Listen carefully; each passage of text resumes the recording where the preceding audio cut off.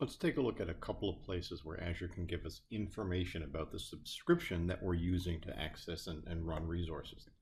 So there's two different places we can do this depending on the portal that you're actually using. Here we have the classic portal, and if we kind of go over to the left and scroll to the bottom, under our settings area, we can see the subscriptions that we're currently using. Now you can actually have more than one active subscription at a time. If you have, for example, a corporate subscription and a personal subscription, and they're both associated with the same account, you can see both of those subscriptions here. We can also designate the administrators of our subscription. So for example, if I wanted to have another user be able to administer this, I could simply add and then add their email address and grant them administrator access to my subscription. In the upper right, if I click my username, I can view my bill. And that takes a second to load, so I've already kind of looked at it. So we've opened it, we click our bill, and so what it's going to do is it's going to go in and look at all the different charges that are on the account, let us download either the current month's bill or a previous month's bill, and show us exactly where we're spending our money. And so we can see that right now this is not a lot of activity in this subscription this month. We've got a little bit of compute hours, so some virtual machines.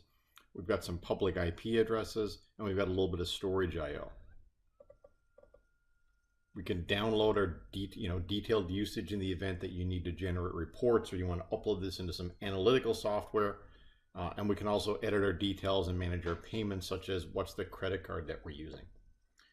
If I fast forward to the newer portal, I have a subscriptions node that shows me the subscriptions that are currently active. Now this is basically the same information, it just gives you a slightly different view.